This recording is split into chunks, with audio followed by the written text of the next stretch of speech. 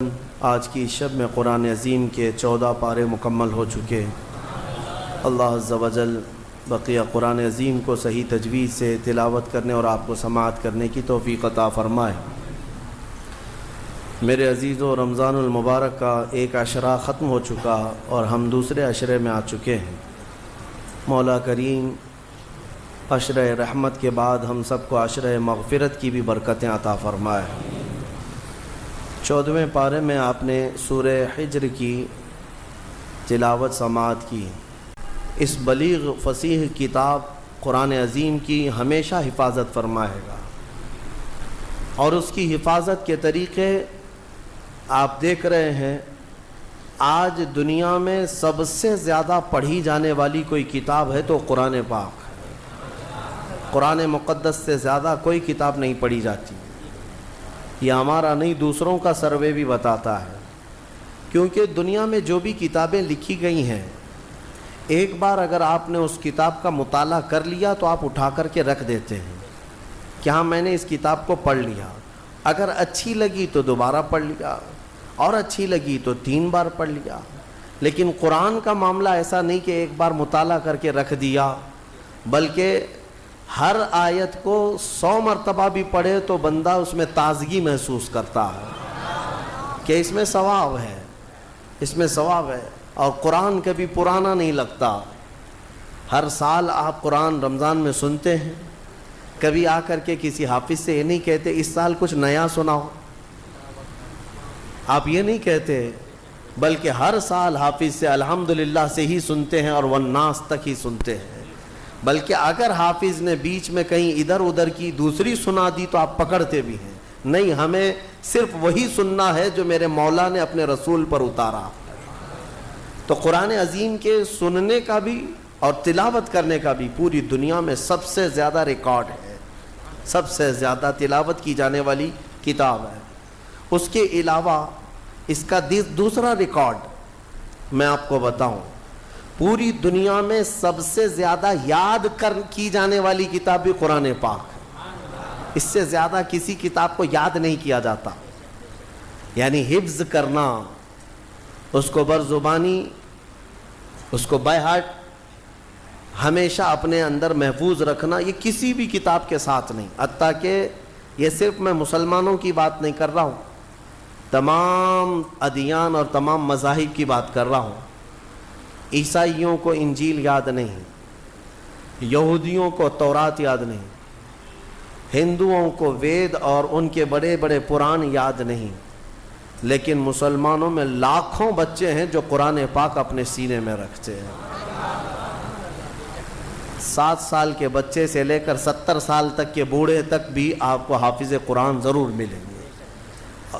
اور ایک بات اس کی خصوصیت یہ ہے کہ چاہے بائبل ہو یا کوئی بھی دوسری کتابیں، جتنی بھی مقدس کتابیں ہیں، اس کے پڑھنے والے خاص لوگ ہوتے ہیں، اس کے پڑھنے والے خاص لوگ ہیں، کسی ایک ذات سے، کسی ایک برادری سے تعلق رکھتے ہیں۔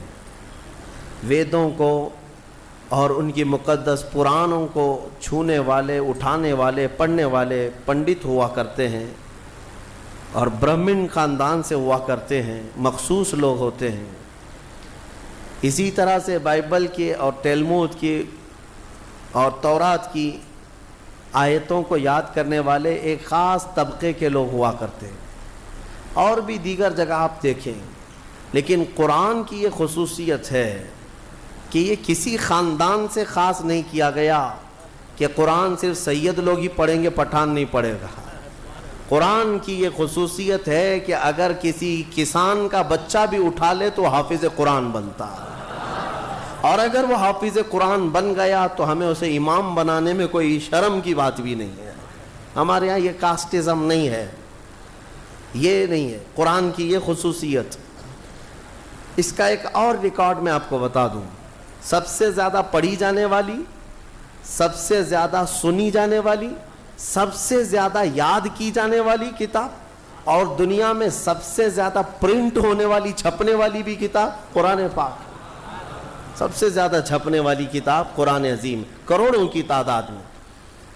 اور ایک ریکارڈ میں اس کا بتاؤں قرآن عظیم کو کہ دنیا میں اور بھی نسخے پرانے جو رکھے گئے ہیں پرانی کتابوں کے، کوئی 400 سال پرانا نسخہ، کوئی 300 سال پرانا نسخہ پہلے زمانے کے جو ہاتھوں سے لکھے ہوئے موجود ہیں، لیکن صرف اور صرف قرآن کی یہ تخصیص ہے کہ جو سیدنا عثمان غنی رضی اللہ تعالیٰ عنہ نے اپنے ہاتھوں سے لکھا وہ آج بھی ترکی میں محفوظ ہے، اور اس کی لیبارٹری میں جانچ بھی ہو چکی ہے فورینسک، اور اس کی پرانا ہونے کی تصدیق بھی سائنس نے کر چکی ہے۔ قرآن پاک کا اصل نسخہ آج بھی موجود ہے جو حضور کے زمانے میں تھا، تو اس کی یہ خصوصیت ہے۔ اس کے علاوہ میں آپ کو بتاؤں قرآن کی اگر اللہ نے حفاظت کے طریقے جو رکھے ہیں، اللہ اکبر، بہت الگ انداز کے ہیں۔ شاید دنیا میں کوئی کتاب ایسی نہیں ہوگی جس کے سورے گنے گئے ہوں، جس کے پارے گنے گئے ہوں، جس کے رکوع گنے گئے ہوں۔ قرآن کو پوری طرح سے بند کر کے رکھا گیا ہے۔ 30 پارے ہیں، 114 سورے ہیں، 540 رکوع ہیں، یہ سب گن کر کے رکھے گئے۔ اتنا ہی نہیں، آیتیں بھی گنی جا چکی ہیں، آیتیں بھی محفوظ ہیں۔ پورے قرآن پاک میں 6600 جو سمتھنگ آیتیں ہیں، سب محفوظ ہیں۔ یہ تو ہو گیا پارے، سورے، رکوع اور آیتیں، حتیٰ کہ محققین نے حروف بھی گن کے رکھے ہیں۔ حروف تو چھوڑیں، جتنے زبر آئے وہ بھی گنے جا چکے ہیں، زیر کتنے آئے وہ بھی گنے جا چکے ہیں، پیش کتنے ہیں وہ بھی گنے جا چکے ہیں۔ یہ سب ہونے کے بعد پورے قرآن میں نقطے کتنے ہیں یہ بھی گنے جا چکے ہیں۔ اب اور مجھے بتاؤ کوئی اور کتاب لا کر دکھاؤ جس کی حفاظت کا اتنا اہتمام کیا گیا ہو۔ کوئی ہے کتاب اتنا اہتمام کیا گیا ہو کہ اس کی ایک ایک ذرے کو محفوظ رکھا گیا ہو؟ اتنے احترام کے ساتھ اور اہتمام کے ساتھ قرآن کی حفاظت کی گئی ہے۔ پھر بھی یہ چھپے ہوئے قرآن کو اگر کوئی سمجھتا ہے کہ اس کو پھاڑ دینے سے، جلا دینے سے، ختم کرنے سے قرآن چلا جائے گا تو وہ منحوس اور ایسا بیوقوف جس کو جو عقل سے پیدل ہے، اسے سمجھ نہیں کہ قرآن جو ہے یہ چھپے ہوئے کتاب میں یا اوراق میں جو ہے اسے نہیں کہتے، یہ مصحف ہے، یہ مصحف ہے۔ قرآن علم الہی کا نام ہے، اللہ کے علم کا نام ہے قرآن۔ اگر تم مٹا سکتے ہو تو پھر مٹا کر دکھاؤ۔ وہ اللہ کے علم کو قرآن کہتے ہیں۔ اب آؤ دنیا کی شاہد ہوئی کوئی کتاب ہو، اور اس کا ایک ریکارڈ میں بتا دوں، اور ایک ریکارڈ جس نے اتنے چیلنج کیے ہوں اور کتاب میں اپنے زمانے سے لے کر آج تک وہ چیلنج برقرار ہوں اور اس کا جواب اب تک کوئی نہیں لا سکا ہو، کوئی اور کتاب نہیں، صرف قرآن۔ پہلا چیلنج اترتا ہے، قل ان کنتم فی ریب مما نزلنا علی عبدنا فأتوا بسورۃ من مثلہ۔ اے لوگو اگر تم کو شک ہے جو کچھ ہم نے اپنے بندے پر اتارا ہے، اپنے رسول پر اتارا ہے، یہ قرآن میں اگر تم کو لگتا ہے کہ یہ کہیں اور سے آیا ہوا ہے تو لاؤ اس کے طرح کی ایک سورہ تم بھی بنا کر۔ یہ چیلنج چلتا رہا، نہیں آیا۔ دوسرا چیلنج آیا ہے، قل فأتوا بعشر سور مثلہ۔ اے محبوب آپ فرما دیں اس کے مثل 10 صورتیں۔ پہلا یہ چیلنج آیا 10 صورتیں لے آئیں، پھر ایک صورت لے کر کے آئے، پھر اس کے بعد آیا کہ 10 آیتیں ہی لے کر کے آؤ۔ یہ تک چیلنج آج بھی قرآن پاک میں تلاوت ہو رہا ہے باضابطہ، اور بدلنے والے اس میں قرآن پاک کو یہ تو کہہ گئے کہ اس میں آتنک ہے، اس میں دہشت ہے، فلاں ہے۔ میں ان سے پھر کہتا ہوں پھر قرآن اٹھاؤ، پھر قرآن اٹھاؤ، اور پھر اگر تمہاری ہمت ہے تو اس طرح کا دوسرا قرآن تیار کر کے دکھا دو۔ صرف اور صرف عربی میں لکھ دینا یہ کمال کی بات نہیں، قرآن کو جو حساب سے جوڑ کر رکھا گیا ہے میرے عزیزو، پوری دنیا، بلکہ یہ بھی قرآن کا ہی حکم ہے۔ اللہ فرماتا ہے لَإِنِ اجْتَمَعَتِ الْإِنسُ وَالْجِنُّ عَلَىٰ أَن يَأْتُوا بِمِثْلِ هَذَا الْقُرْآنِ، سارے انسان اور سارے جنات جمع ہو جائیں اور سب مل کر کے ایک دوسرے کی مدد کریں. الا ان یاتوا بمثل ھذا القرآن, ایک اس کی طرح قرآن لا سکیں. اللہ فرما رہا ہے سب مل کر کے کوشش کر لیں. لا یاتون بمثلہ, یہ ہرگز اس کے برابر, اس کے مثل لا نہیں سکیں گے, نہیں لا سکیں گے. سارے انسانوں کو اللہ تعالیٰ فرما رہا ہے اور کوئی کتاب ایسی تمہارے نظر سے گزری ہو تو میرے سامنے لے آؤ, جو کھل کر کے اس طرح چیلنج کر رہی ہو کہ 1400 سال سے کہ قرآن کی طرح کوئی اور کتاب لے آؤ, کوئی اور سورے لے آؤ, کوئی اور آیتیں لے آؤ. 1400 سال سے میرے عزیزو قرآن کی حقانیت اور حفاظت کی سب سے بڑی دلیلیں ہیں. اور اس کے علاوہ قرآن پاک یہ معجز کلام ایسا ہے کہ اس میں غیب کی خبریں, ماضی کے اخبار, آنے والی حالتوں کے اخبار, ساری چیزیں بیان کی جا چکی ہیں. اور مولا فرماتا ہے وَلَا رَطْبٍ وَلَا يَابِسٍ إِلَّا فِي كِتَابٍ مُبِينٍ, نہ کوئی خشک چیز نہ کوئی تر چیز رہ گئی, کوئی چیز باقی نہیں رہی جس کو ہم نے قرآن میں بیان نہ کیا ہو. آج ہی ہم نے تلاوت بھی کیا ہے. آج کے 14ویں پارے میں اللہ تعالیٰ نے فرمایا وَنَزَّلْنَا عَلَيْكَ الْقُرْآنَ تِبْيَانًا لِكُلِّ شَيْءٍ, ہم نے ہر چیز کا واضح بیان قرآن میں اتار دیا ہے. اس کتاب میں ہم نے واضح بیان کر دیا ہے. حضرت عبداللہ ابن عباس رضی اللہ تعالیٰ عنہ ایک مفسر بھی ہیں اور حضور صلی اللہ تعالیٰ علیہ وسلم کے چچا حضرت عباس کے بیٹے ہیں. حضور کی شاگردی میں قرآن پڑھا ہے. وہ کہتے ہیں کہ اگر میرے اونٹ کے گلے کی رسی بھی گم ہو جائے تو میں قرآن سے ڈھونڈ لوں گا. اتنا علم ان کے پاس تھا. میرے عزیزو اونٹ کی رسی اور قرآن کا کیا تعلق ہے؟ لیکن ان کے کہنے کا مطلب یہی ہے کہ دنیا کی کوئی بھی چیز تم لے آؤ میں اس کو قرآن سے حل کر کے دکھاؤں گا. قرآن تمام علوم کا خزینہ ہے اور اللہ تبارک و تعالیٰ اس کی حفاظت کا ضامن ہے. کچھ نہیں ہوگا قرآن پاک کا, کچھ نہیں ہوگا. آج کے زمانے میں ہم نے ایک حادثہ دیکھا. دلی میں بیٹھ کر وسیم رافضی نام کا ایک ملعون نطفہ ناپلید جو دوسروں کی جھولی میں پلتا رہا, دوسروں کے فضلے کھاتا رہا, اور کسی اور کا پالا ہوا بندہ اٹھ کر کے اچانک قرآن پر حملے کرنے لگا کہ میں قرآن کو بدل دیتا ہوں اور دوسرا قرآن لے آتا ہوں. دوسرا قرآن مطلب 26 آیتیں نکال کر کے, جو قرآن کی اصل آیتیں وہ نکال کر کے حذف کر کے ایک نیا قرآن لے آؤں گا. کتنے دن چلا اس کا قرآن؟ ابھی تو ہم بھی زندہ ہیں, ابھی ہم بھی زندہ ہیں. ہماری نسلوں کی تو بات چھوڑو. کہاں گئے صاحب جو چیلنج کر رہے تھے قرآن نیا لائیں گے سب کو؟ مدرسوں میں اس خبیث نے قرآن بھیجا تھا ایڈریس پہ, کئی مدرسوں میں پارسل بھیجا تھا کہ یہ قرآن اب پڑھایا کیجئے. جرأت اور ہمت دیکھیں. ابھی انجام آنا باقی ہے میرے عزیزو. جب جب کسی نے قرآن کو بدلنے کی کوشش کی ہے مولا پوری اس کی ذات کو بدل دیا ہے, اس کی پوری حیثیت کو بدل کر رکھا.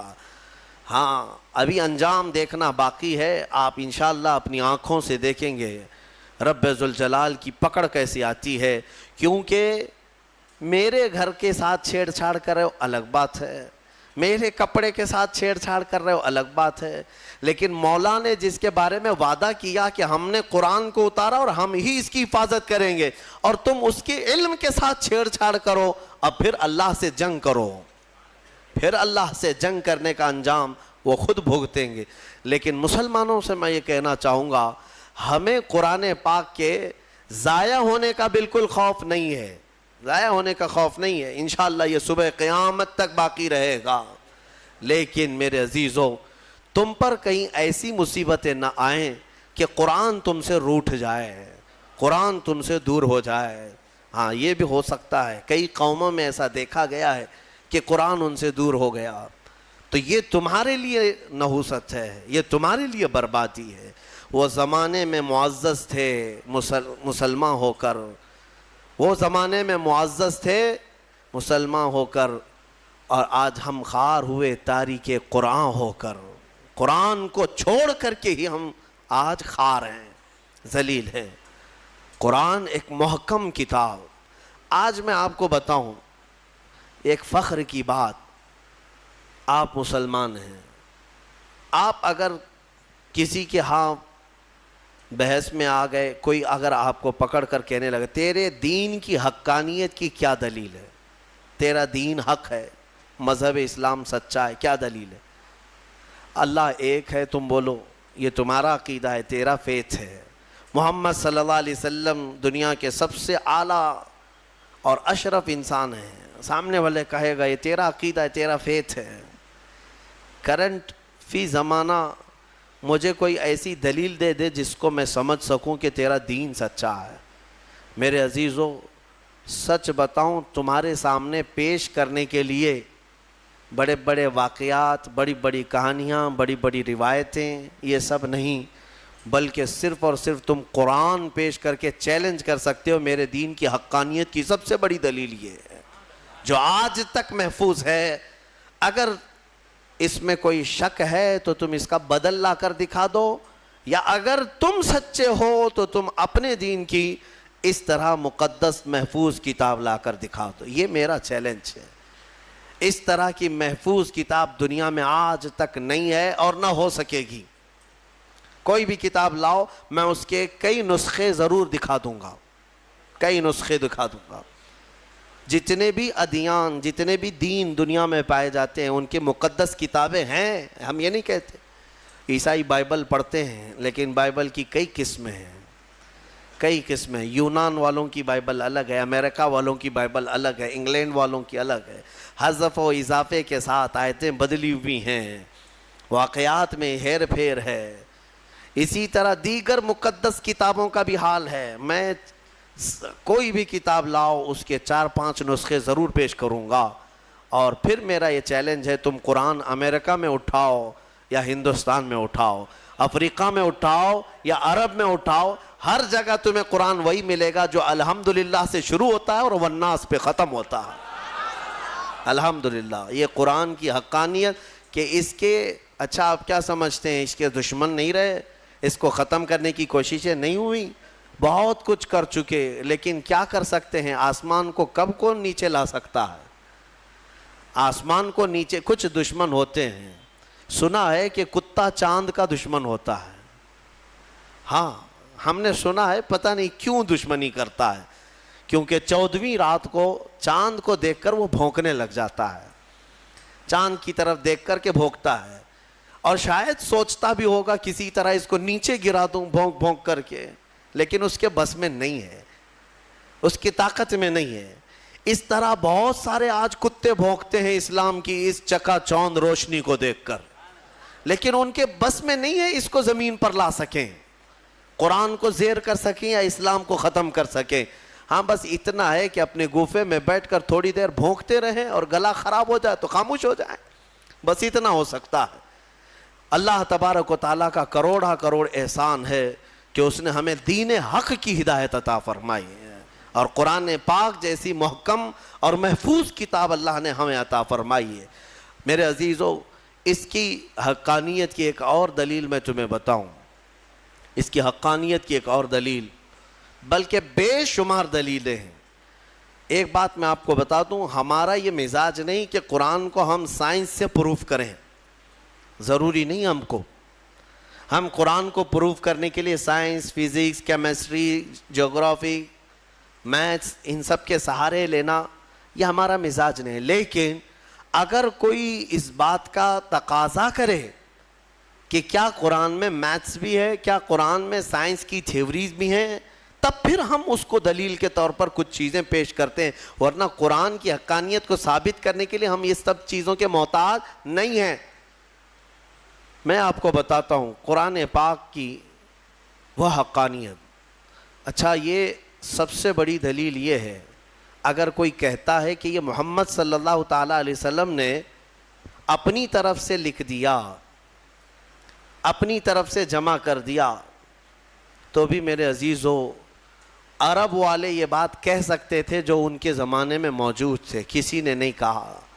جو ان کے جانی دشمن تھے وہ بھی نہیں کہہ سکے، کیونکہ سبوں نے دیکھا کہ اللہ نے انتظام ہی ایسا کیا کہ پوری زندگی میرے آقا صلی اللہ تعالیٰ علیہ وسلم کسی کے ہاں درس لینے کے لیے گئے ہی نہیں.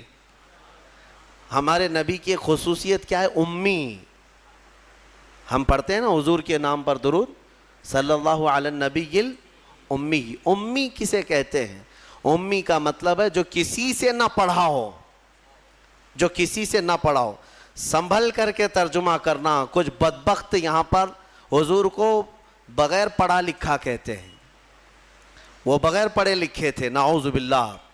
یہ جاہل کیا سمجھے جو پوری کائنات کا معلم بن کر کے آیا ہو، جس کے بارے میں قرآن کہتا ہے الرحمن علم القرآن، وہ رحمان ہے جس نے قرآن تمہیں سکھایا ہے، تم اس کو بے پڑھا لکھا کہتے ہو.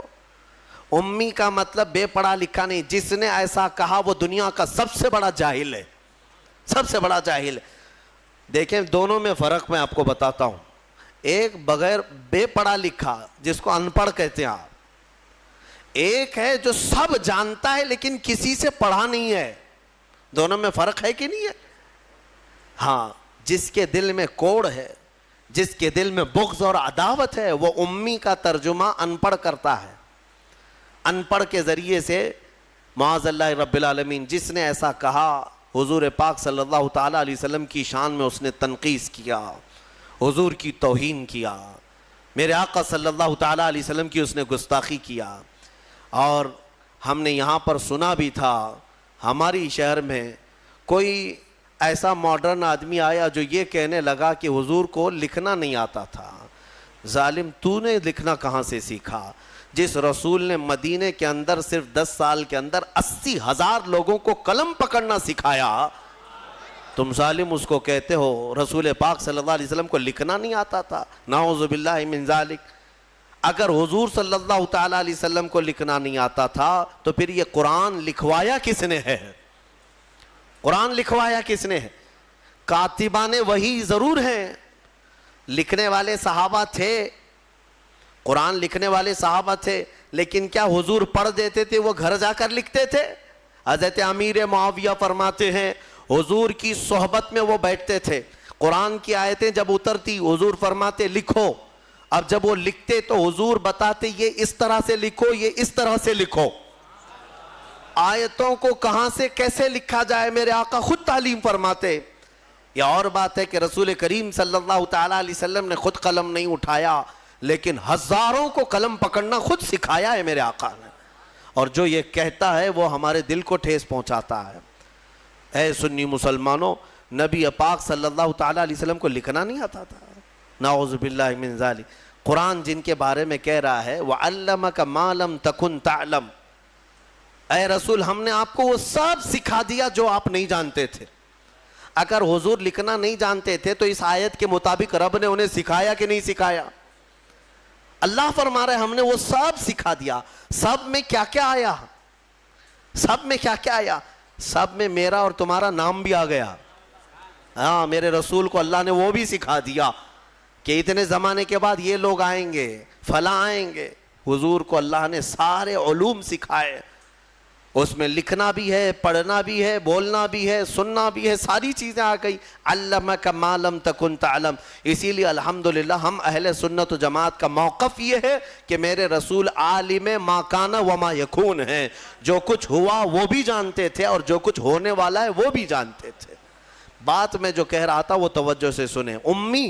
امی کسے کہتے ہیں؟ پھر سے تنبیہ کے ساتھ میں کہہ رہا ہوں، امی کا مطلب ان پڑھ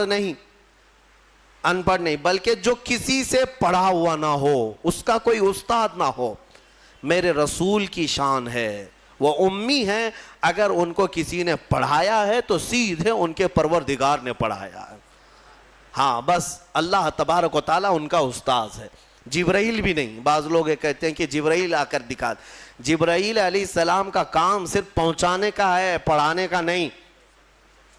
جبرائیل علیہ السلام کا کام کیا ہے؟ پہنچانے کا. اسی لیے ہمارے ایک مفسر نے لکھا ہے پہلی آیت جو قرآن کی اتری وہ کیا تھی پتہ ہے نا مسلمانوں؟ اقرا بسم ربک الذی خلق. غار حرا میں یہ اتری ہے.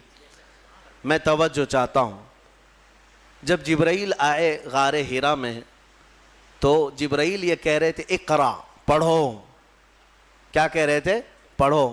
اور حضور فرما رہے تھے ما انا بقاری, میں نہیں پڑھنے والا. اب یہاں پر بھی کچھ ظالم کوڑ دل والے کہتے ہیں ترجمے میں کہ مجھے پڑھنا نہیں آتا. تم کو پڑھنا نہیں آتا, رسول کو کیا نہیں آتا ہے؟ حضور یہ فرما رہے تھے کہ میں نہیں پڑھنے والا, میں پڑھوں گا نہیں. وہ کیوں کہہ رہے تھے میں آپ کو بتاتا ہوں. پھر سے جبرائیل نے سینے سے سینہ لگایا, 3 بار کیا جبرائیل نے, اقرا پڑھیے. کیا کہا؟ پڑھو. اس میں فرق سمجھو میرے عزیزو. عربی میں ایک لفظ ہے قل. قل کا مطلب ہوتا ہے کہو. بچے کو ہم قریب لائیں جو بالکل ابتدائی والا ہو تو اس سے کہتے ہیں کہ بیٹا میں جیسا کہوں ویسا کہو, میں جیسا بولوں ویسا بولو. مطلب کیا ہے کہ ابھی اس کو کچھ آتا نہیں ہے اس لیے میں اس کو کہہ رہا ہوں بولو. یہ قل میں ہوتا ہے, قل میں. اور بعض مفسرین نے فرمایا جبرائیل جب اقرا کہہ رہے تھے کہ پڑھو, یہ اسی کو کہا جاتا ہے جو کبھی پڑھا ہوا ہو. یہ اسی سے کہا جاتا ہے جو کبھی پڑھا ہوا ہو. اقرا پڑھو. اور قرآن کی کتنی آیتیں میں تم کو بتاؤں.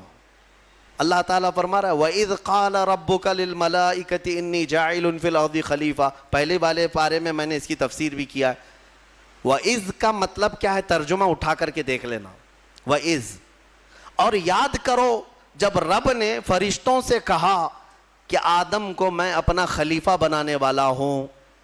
اللہ تعالیٰ فرشتوں سے فرما رہا ہے کہ میں ایک انسان بناؤں گا آدم اور اس کو خلیفہ بنا کر زمین میں بھیجوں گا. لیکن اس سے پہلے آیت کہاں سے شروع ہو رہی ہو؟ وَإِذْ کا مطلب ہوتا ہے یاد کرو.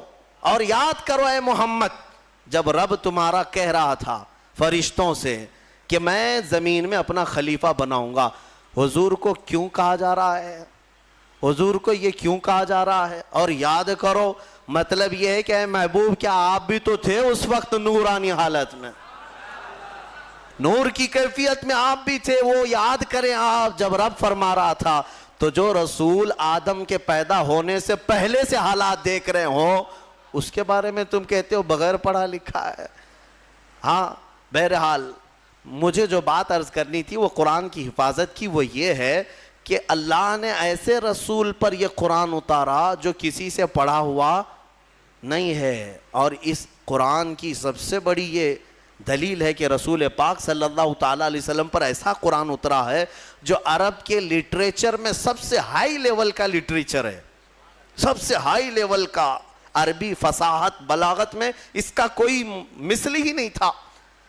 وہاں اس زمانے میں عربی جاننے والے بڑے بڑے شعراء تھے, بڑے بڑے عربی دان تھے. حضور پاک صلی اللہ علیہ وسلم نے چیلنج کے لیے ایک بار خانہ کعبہ کے دروازے پر یہ سورہ بھی لگا دی تھی, انا اعطیناک الکوثر فصل لربک وانحر ان شانئک هو الابتر. کوئی عرب کا شاعر ہے تو اس کا جواب لکھ کر کے لائے. اگر یہ شعر ہے میرے, شعر و شاعری ہے, تو تم اس شعر و شاعری سے اس کا جواب لکھ کر لاؤ. عرب والے جانتے تھے کہ اس کے اندر کتنے معنی ہیں, کتنے مفاہیم ہیں, اس طرح جمع کرنا ان کے بس میں نہیں تھا. ایک بہت بڑے شاعر کو لے آئے, بہت بڑا پڑھا لکھا, ان کا فی البدی اشعار میں بات کرنے والا, اس کو کعبے کے پاس لائے اور کہا دیکھو محمد نے یہ لگایا ہے, اس کا جواب دینا ہے. اس شاعر نے غور سے دیکھا اور ایک لائن لکھ دیا, کہا یہ اس کے نیچے لگا دو. ایک لائن لکھ کر کے کہا اس کا جواب میری طرف سے یہ ہے. کیا تھا؟ آیت تو لکھی تھی فَصَلِّ لِرَبِّكَ وَانْحَرْ إِنَّ شَانِئَكَ هُوَ الْأَبْتَرُ, اور شاعر نیچے لکھا ہوا تھا مَا هَذَا كَلَامُ الْبَشَرِ, یہ بشر کا کلام ہو ہی نہیں سکتا.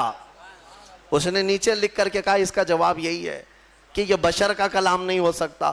اس وقت کے لوگوں نے اس کے اعجاز کو سمجھ لیا تھا قرآن عظیم کو کہ یہ محمد صلی اللہ علیہ وسلم کا اپنے پیٹ سے نکالا ہوا نہیں ہے یہ, بلکہ یہ اللہ رب العزت کی طرف سے کوئی تو ہے جو ان پر اتار رہا ہے یہ آیتیں.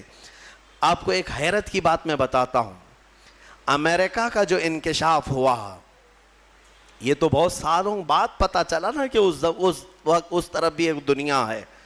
بہرحال اٹلانٹک اوشین میں جو یعنی سمندری سفر کا ماہر ایک بڑا مورخ بھی ہے، دانشور بھی ہے، پڑھا لکھا آدمی ہے، اور وہ سائنٹسٹ بھی ہے۔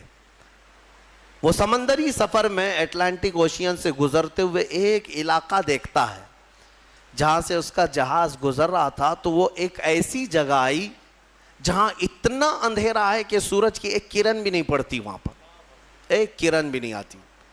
اور جب جہاز وہاں چلا جائے تو اس نے کہا ہاتھ باہر نکالو تو بھی نظر نہ آئے، اتنا اندھیرا ہے، ایک علاقہ ہے سمندر کے بعد۔ اس نے باہر آ کر کئی سالوں کے بعد اس کا انکشاف کیا کہ میں نے اٹلانٹک اوشین کے اندر ایک ایسی جگہ دیکھی ہے جہاں پر سمندر میں نہایت ہی اندھیرا ہے، نہایت ہی اندھیرا ہے، ہاتھ نکالو تو بھی نظر نہ آئے۔ یہی اس کے جملے تھے، اور ظاہر سی بات ہے پہلا وہ شخص ہے جس نے یہ کھوج نکالی سمندر کے علوم میں۔ لیکن جب اس نے نکالا تو علماء ربانیین نے سن کر کے کہا قرآن پاک کی آیتیں پڑھو۔ سورہ نور 18ویں پارے میں اللہ تعالیٰ فرماتا ہے او کظلمات فی بحر لجی یغشاہ موج من فوقہ موج من فوقہ سحاب ظلمات بعضها فوق بعض اذا اخرج یدہ لم یکد یراہا ومن لم یجعل اللہ لہ نورا فما لہ من نور۔ اللہ فرماتا ہے مثال دیتے ہوئے کہ ایک اندھیری ایسی ہے کہ اندھیریوں پر اندھیریاں ہم نے ڈال رکھی ہیں، اندھیریوں پر اندھیریاں ایسی ڈال رکھی ہیں اذا اخرج یدہ لم یکد یراہا، اگر کوئی وہاں ہاتھ بھی نکالے تو اسے ہاتھ بھی نظر نہیں آئے گا، ہاتھ بھی نکال، قرآن میں موجود ہے۔ اندھیریوں پر اندھیریاں ایک جگہ ہم نے ایسی ڈال رکھی ہیں کہ اگر کوئی ہاتھ بھی نکالے تو اسے ہاتھ نظر نہیں آئے گا، اور اللہ جس کے لیے روشنی نہ کرے کوئی اور روشن کر ہی نہیں سکتا۔ آیت یہ موجود ہے۔ اب اس صاحب کو بھی بتایا گیا جو کھوج نکالے تھے، کہا یہ تو قرآن میں موجود ہے۔ کہا قرآن کتنے سو سال پہلے؟ تقریباً اس زمانے میں 1200 سال گزر چکے تھے۔ 1200 سال پہلے یہ قرآن کی آیت میں، تو ہو سکتا ہے یہ قرآن جو محمد صلی اللہ علیہ وسلم نے جمع کیا ہے وہ بہت ہی ماہر تیراک ہوں گے، بہت ہی ماہر سمندر کے علم والے ہوں گے، علم الابحار انہیں بہت اچھی طرح سے معلوم ہوگا، یعنی سمندروں کے علوم ان کو بہت معلوم ہے۔ جب اس نے یہ کہا تو علماء نے اور مسکرا کر تعجب میں کہا کہ میاں بات ایسی ہے، میرے آقا صلی اللہ علیہ وسلم کی سیرت پڑھو، پورے 63 سال میں حضور کی زندگی میں کبھی سمندر پر جانے کا اتفاق ہی نہیں آیا، سمندر کے کنارے جانے کا بھی اتفاق نہیں آیا۔ تو وہ اش کرنے لگا، جو بندہ پوری زندگی میں کبھی سمندر نہیں گیا ہو اور وہ اٹلانٹک اوشین میں موجود اگر اندھیریوں کی خبر دے رہا ہے تو یہ محمد کا اپنا کلام نہیں ہے، ضرور اس کو اسی نے اتارا ہے جس نے وہ اندھیریاں پیدا کی ہیں۔ میرے عزیزو، یہ قرآن کی حقانیت کی ایک دو نہیں، سینکڑوں مثالیں تمہارے سامنے رکھ سکتا ہوں۔ میں نے اس سے قبل اس پر گفتگو بھی کی ہے، بیان بھی میرا موجود ہے۔ میڈیکل والے، سائنس والے بھی جانتے ہیں بچہ پیدا ہونے کے جو پروسیس ہیں، ایمبریولوجی جس کو کہتے ہیں، وہ آج تحقیق کے ساتھ پتہ چل رہے ہیں کہ 9 مہینے بچہ کن کن پوزیشن سے گزرتا ہے، لیکن 1400 سال پہلے قرآن میں اللہ تعالیٰ اپنے رسول کو بتا رہا ہے ثم خلقنا النطفة علقة فخلقنا العلقة مضغة فخلقنا المضغة عظاما فكسونا العظام لحما۔ ڈاکٹروں سے پوچھ لینا، MBBS کیے ہوئے ہوں یا دیگر جو ایمبریولوجی پڑھے ہوئے ہوں، انہیں پتہ ہے بچہ جیسے ہی نطفہ ماں کے رحم میں جاتا ہے اس کے بعد کیا بنتا ہے، اس کے بعد وہ نطفہ تھوڑا سا بڑا ہو کر کے چپچپا بنتا ہے، چنگم کی طرح جس کے اندر چپکنے والی چیز ہو، اور اس کو عربی میں علقہ کہتے ہیں، وہ بہو وہی ترجمہ ہے۔ اور اس کے بعد یہ میڈیکل لائن کے اعتبار سے ہی میں بتا رہا ہوں، یہ چپچپا بنتا ہے اور اس کے بعد یہ خون کا لوتھڑا بنتا ہے، خون کا بستہ، خون بندھا ہوا خون جیسا ہوتا ہے، اور اس کے بعد پھر گوشت کا ٹکڑا بنتا ہے، پھر گوشت کے ٹکڑے کے بعد پھر یہ جو ہے ہڈیاں اس کے اندر آنے لگتی ہیں اور پھر شکل بننے لگتی ہے اور پھر اس کے بعد اس پر چمڑی آتی ہے، پھر بال آتے ہیں۔ اب قرآن پڑھو تو سمجھ میں آئے گا۔ مولا فرماتا ہے خلقنا النطفۃ علقۃ، ہم نے نطفے کو علقہ بنایا، چپچپا بنایا، فخلقنا العلقۃ مضغۃ، اور پھر ہم نے علقے کو بستہ خون بنایا، فخلقنا المضغۃ عظاما، پھر یہ بندھے ہوئے خون اور بستہ گوشت کو ہم نے ہڈیاں دی، فکسونا العظام لحما، پھر ہم نے ہڈیوں پر چمڑیاں ڈالی، ثم انشأناہ خلقا آخر، پھر ہم نے مکمل کر کے اسے ایک نئی تخلیق میں پیدا کیا۔ میرے عزیزو، قرآن ایک جگہ نہیں، یہ آیتیں 3 سے 4 جگہ قرآن پاک میں پورے پروسیس کے ساتھ ہے۔ مجھے بتاؤ 1400 سال پہلے کون سا سونوگرافی تھا، کون سا سٹی سکین تھا، کون سا ایکس رے مشین تھی، کون سی ایسی چیز تھی جو ماں کے پیٹ میں کیسے پروسیس ہوتا ہے بتا سکے؟ اگر میرے آقا صلی اللہ تعالیٰ علیہ وسلم نے قرآن کے ذریعے سے یہ بتایا ہے تو یقیناً قرآن اللہ کی کتاب ہے جو خود ماؤں کے پیٹ میں بچوں کی تخلیق فرماتا ہے۔ بہرحال مجھے بات صرف اتنی عرض کرنی ہے کہ قرآن کو تم نے چھوڑا ہے میرے عزیزوں، جس کی وجہ سے آج ہمارے حالات ہیں۔ کاش ایک بار قرآن پھر سے اٹھا لو۔ میں قسم رب ذوالجلال کی، اللہ تبارک و تعالیٰ کا وعدہ تمہیں یاد دلا رہا ہوں۔ مولا نے قرآن میں فرمایا کان حقا علینا نصر المؤمنین، ہم نے اپنے اوپر لازم کر لیا ہے کہ ایمان والوں کی مدد کریں گے۔ ہم نے ابھی قرآن میں پڑھا ہے ان یکم منکم 20 صابرون یغلبوا 200، اگر تم میں 20 لوگ صبر والے آ جائیں، مولا فرماتا ہے میں 200 پر انہیں بھاری کر دوں گا، 200 پر بھاری کر دوں گا۔ یہ سب وعدے تمہارے لیے ہیں، لیکن اب کیا ہوگا؟ اسی لیے کسی شاعر نے کہا تھا اب فقط شور مچانے سے نہیں کچھ ہوگا اور یوں ہی ہونٹوں کو ہلانے سے کچھ نہیں ہوگا۔ تمہیں اب اس قرآن پاک کو اٹھا کر دیکھنا ہوگا کہ عملی زندگی کیا ہے۔ بڑے بڑے سائنسدان، بڑے بڑے مورخین قرآن پڑھتے رہے، آج بھی پڑھ رہے ہیں اور تحقیقات کر رہے ہیں۔ افسوس ہے کہ ہماری قوم میں ایک بڑا طبقہ قرآن سمجھنا تو دور کی بات ہے، پڑھنا بھی نہیں جانتے، جو پڑھنا نہیں جانتے۔ یہی تو حال ہے کہ ہم نے دیکھا ہے بڑی بڑی محفلیں، تمہیں قوالی میں تو اتنا جوش آتا ہے، تھرکتے رہتے ہو، ناچتے رہتے ہو، کون سا جوش ہے؟ ہاں، تم یہاں پر کسی محفل میں بیٹھ کر کے کچھ اشعار سنو تو تمہارے جسم میں وجد آنے لگتا ہے۔ بعض لوگ یہ کہتے ہیں یہ وجد ہے، وجد ہے۔ ارے اللہ کا کلام سن کر کوئی وجد نہیں آیا، قرآن پاک سننے کے بعد تمہارے رونگٹے کھڑے نہیں ہوئے؟ کیا کھڑے ہوں گے؟ سمجھ میں آتے تو نا۔ قرآن کی آیتیں آج بھی پتھر دلوں کو بھی پانی کر دیتی ہیں۔ تمہیں پتہ ہے فضیل بن عیاض اپنے زمانے کے بڑے ڈاکو، بغداد کے راستے پر جو بھی قافلہ گزرتا لوٹ مار کرتے تھے، لیکن ایک قاری قرآن اونٹ پر بیٹھ کر تلاوت کرتے ہوئے جا رہا تھا اور 27ویں پارے کی آیت تلاوت کر رہا تھا، أَلَمْ يَأْنِ لِلَّذِينَ آمَنُوا أَن تَخْشَعَ قُلُوبَهُمْ لِذِكْرِ اللَّهِ، کیا ایمان والوں کو ابھی وہ وقت نہیں آیا کہ اللہ کے ذکر سے ان کا دل ڈولنے لگ جائے، ہلنے لگ جائے، وہ توبہ کر لیں؟ اتنی آیت سنی تھی، فضیل بن عیاض کے ہاتھ کانپنے لگے۔ کیوں؟ عربی سمجھتے تھے، ڈاکہ زنی کرتے تھے لیکن عربی معلوم تھی۔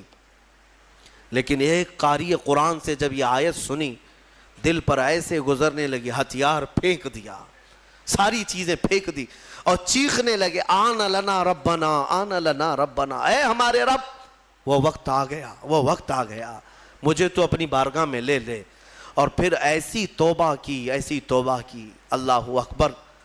اس کے بعد جو ان کی زندگی میں تبدیلی آئی جانتے ہیں؟ فضیل بن عیاض اولیاء کرام کی جماعت میں سند کا نام ہے۔ آج اتنا بڑا مقام ہے کہ سیدنا غوث اعظم عبد القادر جیلانی رضی اللہ تعالیٰ عنہ بھی ادب کیا کرتے تھے۔ فضیل بن عیاض کا نام آئے تو وہ کس سے ان کی زندگی بدلی؟ قرآن کی آیت نے بدل دیا۔ آج بھی قرآن پاک سمجھ جاؤ تو تمہاری آنکھیں بہنے لگ جائیں۔ یہاں تو تراویح کی 4 رکعت جسے بھاری لگتی ہو وہ قرآن کیا سمجھے گا؟ ہاں، لوگوں کو ایسا ہی لگتا ہے کہ بالکل شتابدی ایکسپریس والی جہاں تراویح ہوتی وہاں پڑھنا چاہیے، 15 منٹ میں پورا ہو جائے، کچھ بھی پڑھتا رہے ہو، عربی پڑھے کہ چائنیز پڑھے کہ جرمنی پڑھے، ہاں بس یہ ہے کہ تڑ تڑ تڑ جلدی سے نکالتے۔ مسلمانوں، کیا یہ بوجھ ہے تراویح جس کو تم اپنے کندھوں سے ہٹا کر بھاگنا چاہتے ہو؟ مزاج تو یہ بناؤ کہ قرآن ہمیں ویسا سنایا جائے جیسے رسول پاک کے زمانے میں سنایا جاتا۔ قرآن سنیں تو ہمیں رسول پاک کا مدینہ یاد آ جائے۔ قرآن کے نغمات آج بھی، اس کی قراتیں لوگوں کو رلا دیتی ہیں، تمہیں اندازہ بھی نہیں ہے۔ کئی انگریز مصر میں نے دیکھا ہے، کئی انگریز جن کو قرآن سنایا گیا اور انہیں معلوم تھا تو وہ رو پڑے۔ ایک فرانس کا بہت بڑا ڈاکٹر تھا اسکندریہ میں، ایک ہمارے بڑے شیخ ہیں، وہ قرآن کی تلاوت کرتے تھے تو وہ اپنی ڈاکٹریٹ پہ بڑا فخر کرتا تھا، صرف وہ حضرت کی قرآن کی تلاوت سننے کے لیے وہ باہر کھڑا رہتا۔ کئی دن کے بعد وہ ساری چیزیں چھوڑ کر کے اندر آیا اور کہا، اس کی جو مٹھاس ہے اور اس کی جو لذت ہے مجھے دنیا میں کہیں نہ ملی، مجھے اسی دامن میں داخل کر لیا جائے۔ کئی ایسے لوگ ہیں جنہوں نے قرآن پاک کو سن کر کے اپنی زندگیاں بدل لیں۔ تمہیں کیا ہو گیا؟ قرآن کو اتنا اوپر رکھ دیا کہ ہاتھ بھی نہ جائے۔ تمہارے فریج اور ٹی ویاں تو صاف ہوتی ہیں، قرآن پر تو پتہ نہیں کتنی گرد و غبار لگی ہوئی ہے۔ ہاں ابھی رمضان میں اس کو صاف کر دیا ہوگا، اٹھایا ہوگا۔ قرآن تم کب اٹھاتے ہو؟ قسم کھانے کے لیے، جھگڑا ہو جائے دیکھو میں قرآن کی قسم کھا رہا ہوں۔ یا پھر کب قرآن اٹھاتے ہو؟ جب کسی کی میت ہو جائے، جلدی لاؤ قرآن۔ ارے یہ زندوں کے لیے اترا ہے قرآن، مردوں کے لیے نہیں۔ قرآن زندوں کے لیے ہے نا۔ ہاں مردوں کو ایصال ثواب تو ضرور کرائیں گے ہم، فائدہ تو پہنچے گا تلاوت کا، لیکن یہ ایصال ثواب کے لیے ہی نہیں۔ قرآن کہتا ہے ھدی للمؤمنین، مومنوں کی ہدایت کے لیے آیا ہے۔ ہدایت چھوڑ کر کے تم دکان کی اوپننگ کے لیے، گھر کی ٹھنڈک کرانا ہے، اوپننگ کرانا ہے، اور پھر ماں باپ کی میت ہو گئی ہے، اور پھر کیا ہے؟ جھگڑے میں قسم کھانا ہے۔ یہی ساری چیزیں قرآن اٹھانے کی ہے۔ قرآن عظیم اللہ تعالیٰ کا وہ عظیم تحفہ ہے کہ پوری زندگی بھر اس پر رشک کرو گے تو بھی کم ہے۔ آج پوری دنیا میں کسی قوم کے پاس یہ کتاب نہیں ہے جتنی محکم کتاب تمہارے پاس ہے۔ سینہ تان کر کے کہہ سکتے ہیں ایسی کتاب کسی کے پاس نہیں ہے۔ اتنا بڑا ذخیرہ تمہارے پاس ہے اور تم اس کو پیچھے ڈالے ہوئے ہو۔ بچپن میں ہمارے بچوں کو جب مدرسہ بھیجتے ہیں ہم تو قرآن سینے سے لگا کر بھیجتے ہیں نا۔ بچہ سینے سے لگا کر کے آتا ہے قرآن، لیکن چندی دنوں کے بعد جب ہم بڑے ہونے کے بعد دیکھتے ہیں اسکول جانے کے وقت بچہ تو سارا بستہ پیٹھ پر رکھا رہتا ہے۔ ہوتا یہی ہے نا، بستے میں ساری بکس کتابیں پیٹھ پر رکھا رہتا ہے، لیکن مدرسہ جب آتا ہے تو قرآن سینے سے لگا کر آتا ہے۔ شاید بڑوں نے، ہمارے بزرگوں نے یہ رواج رکھا ہوگا کہ بیٹا قرآن ہمیشہ سامنے ہونا چاہیے، قرآن ہمیشہ مقدم رہے، بعد میں سب۔ لیکن بڑے ہونے کے بعد یہ سامنے والی چیز پیچھے ڈال دیتا ہے، پیچھے والی چیز کو ہی اہمیت دینے لگتا ہے۔ ایک بات یاد رکھو، میں نہ کالج کا مخالف ہوں، نہ اسکول کا مخالف ہوں، نہ یونیورسٹی کا مخالف ہوں۔ ہاں کوئی بھی کالج کا، یونیورسٹی کا، کہیں کا اسٹوڈنٹ ہو میرے ساتھ بیٹھے، میں اس کے ساتھ انشاءاللہ ڈسکس ضرور کروں گا ہر ٹاپک پر، لیکن یہ برکت ہے صرف قرآن کی۔ الحمدللہ ہم نے قرآن پڑھا ہے تو قرآن کی برکت سے اللہ نے ہمیں سائنس کی بھی سمجھ عطا کی ہے، ہمیں میتھس بھی آتا ہے، ہمیں جیومیٹری بھی آتی ہے، ہمیں فزکس بھی آتا ہے تھوڑا بہت۔ میں یہ فخر کے لیے نہیں کہہ رہا، نہ ہی یہ غرور کے لیے کہہ رہا ہوں، بلکہ جو کچھ بھی اللہ نے ہمیں شدھ بدھ دی ہے وہ قرآن کی برکت سے عطا کیا۔